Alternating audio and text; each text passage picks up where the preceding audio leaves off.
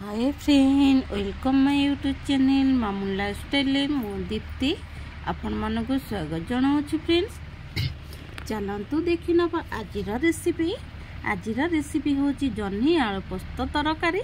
ये देखिपे मु half KG जह्नी नहीं आलू को आलू नहीं मुझे जह्नी को यही साइज रे काटी रखी मोटा मोटा रखी छोट छोट खंड करी।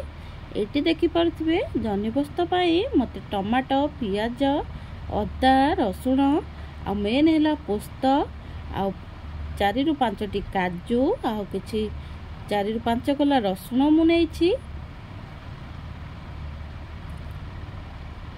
ये आम पोस्तर कि टमाटो पियाज देकी आम या गोटे पेस्ट बन नबा।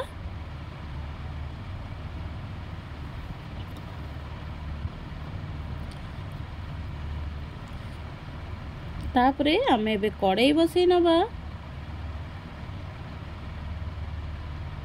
एबे आम कड़ाई तातिला परे सोरिष तेल ऐड करिबा।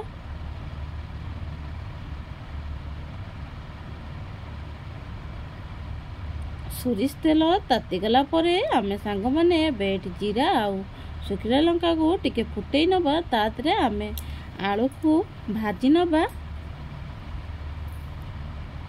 जीरा फुटाई आलू भाजिले टिके स्वाद तार भल आसी थाए। आलू अबे आम टिके भाजी हो गलानी।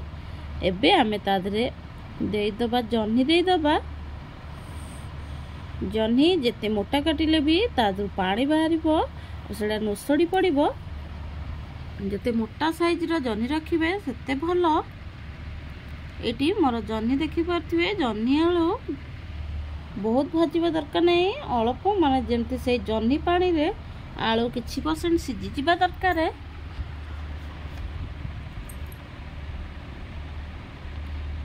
एबे आमे ताको गोटे जगह को काढ़ी नबा। सेही कड़ाई देबे आमे तेल ऐड करिबा। आपण चाहिले रिफाइन तेल देई परिबे। मोठी सोरिष तेल व्यवहार करूची। इटी आमे पियाज को भाजी नबा। पियाज आमर भाजी आसलानी। जो पोस्त अदा रसुण देके आमे जो पेस्ट बनैकी रखी ताको एबे देके कसी नबा। तापर आमे टमाटो ऐड करिबा।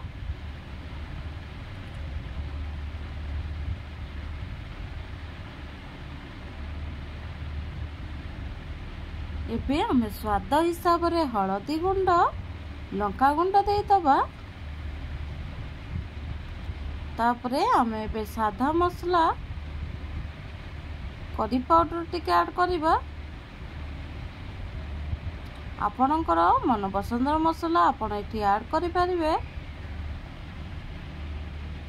एबे आमे स्वाद हिसाब रे लूण देइ दबा। तापरे एबे भाजी के रखिथिबा जह्नी आलू को एका संग देइ दबा।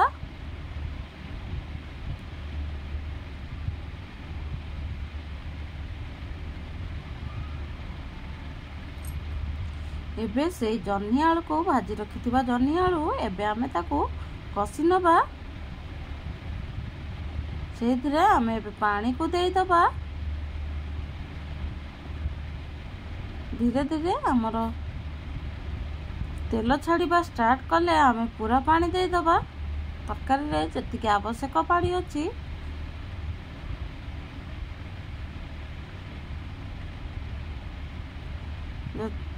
बेसी पानी दबा नहीं।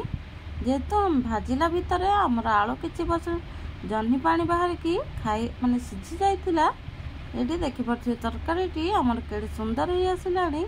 एबे आमे देखिबा आलू आमर सिझी कि नाही। आलू मध्यम पूरा सिझी जाइछि।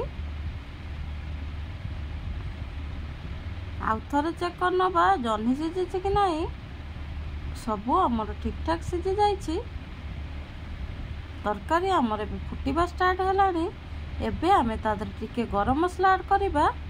जेहेतु आमे अदा रसुण पियाज पेस्ट करके देइचे। एठी देखि परथिबे आमर गरम गरम तरकारी पूरा रेडी हो जाइछि। गरम भात रुटी सबुधरे खाई परिबे। जदि मोर ए भिडियोटी आपण मानकु भल लागि थाए ताहले निश्चिंत गोटे लाइक करेंगे, कमेंट कर